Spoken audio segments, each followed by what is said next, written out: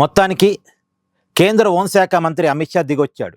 ఇవాళ పార్లమెంటు ముందు ఢిల్లీ జంతర్ మంతర్ దగ్గర జరిగిన లాఠీ చార్జీకి సమాధానం చెప్పబోతున్నాడు. నిజానికి ఈ సమాధానం డే వన్నే చెప్పాలి, కానీ ఇవాళ చెప్తున్నాడు. డే వన్నే కనుక చెప్పుండుంటే ఈ 16 రోజుల పార్లమెంటు సమావేశాలు సజావుగా జరుగుండేవి. ఈ 16 రోజులు పేరుకే పార్లమెంటు సమావేశాలు, మొత్తం కలిపిన 16-17 గంటలు జరిగినాయో జరగలేదో. మొత్తం 16 రోజుల్లో ఒక 16-17 గంటలు మాత్రమే పార్లమెంటు సమావేశాలు జరిగాయి. అమిత్ షానేమో పార్లమెంట్లో లేడు. అమిత్ షా రావాల్సిందని కాంగ్రెస్ పార్టీ వాళ్ళు ఆందోళన, పార్లమెంట్ సమావేశాలు వాయిదా. ఇదే జరుగుతుంది 16 రోజులుగా. ఎందుకు 16 రోజులుగా డుమ్మా కొట్టాడు అమిత్ షా? డే వన్నే సమాధానం చెప్పుంటే ఈ 16 రోజులు జరిగి ఉండేగా.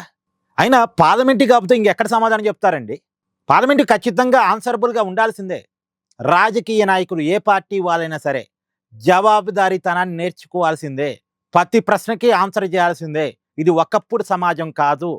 తప్పించుకుంటామంటే కుదరదు. ఇది జంజీల కాలం.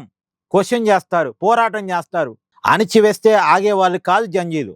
లాఠీలు తూటాలకి బెదిరే వాళ్ళు కాదు జంజీలు. చూసారు గీయాల జంజీల వల్లే కదా ఈ పరిస్థితి బీజేపీకి.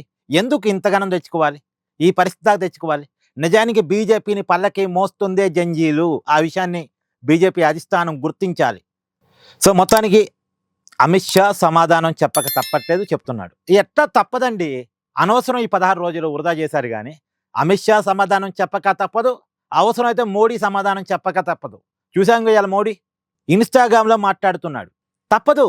యువత కోరుకున్న తర్వాత, యువతకి ఒక సందేశాన్ని ఇస్తున్న తర్వాత యువత ఎక్కడుంటే అక్కడికి వెళ్ళి చెప్పాల్సిందే. యువత సోషల్ మీడియాలో బలంగా ఉంటున్నారు కాబట్టి సోషల్ మీడియాలోకి మోడీ గారు వచ్చి చెప్తున్నారు. తప్పదు. జవాబుదారీతనం అవసరం రాజకీయ నాయకులకి. ప్రతి విషయం మీద మాట్లాడాల్సిందే, ప్రతి విషయం మీద స్పందించాల్సిందే, అడిగే ప్రతి ప్రశ్నకి సమాధానం చెప్పాల్సిందే. ఎందుకంటే ప్రజల జీతాల మీద బతుకుతున్నారు. ప్రజలు జీతం ఇస్తున్నారు వీళ్ళందరికీ, ఎంపీలకి. ఏ ఒక్కళ్ళు దేశానికి ఫ్రీగా సర్వీస్ అని చేయట్లా, జీతం తీసుకునే చేస్తున్నారు. జీతం తీసుకుంటున్నారు, వాళ్ళకి సెక్యూరిటీ ఇస్తున్నారు, వాళ్ళకి అలవెన్సులు ఇస్తున్నారు, వాళ్ళకి రాయితీలు ఇస్తున్నారు. ఇవన్నీ ప్రజల డబ్బుతోనే. పాలకులు అంటే ప్రజలకు సేవకులు. ప్రశ్నిస్తే ప్రజలనే కొడతామంటే ఎట్టా? సో మొత్తానికి ఈరోజు అమిత్ షా గారు సమాధానం చెప్తున్నారు. మరి ఎలాంటి సమాధానం చెప్తారని చూడాలి. రాబోయే కాలంలో ప్రశ్నించే వాళ్ళ మీద ఉక్కు పాదం మోపటం అనేది పాలకులు మానేసుకుంటే చాలా మంచిది. చేతిలో అధికారం ఉంది కదా అని ఇష్టం వచ్చినట్టు బిహేవ్ చేస్తే ప్రజలకంటూ ఒక టైం వస్తుంది, అప్పుడు ప్రజలు చూపిస్తారు.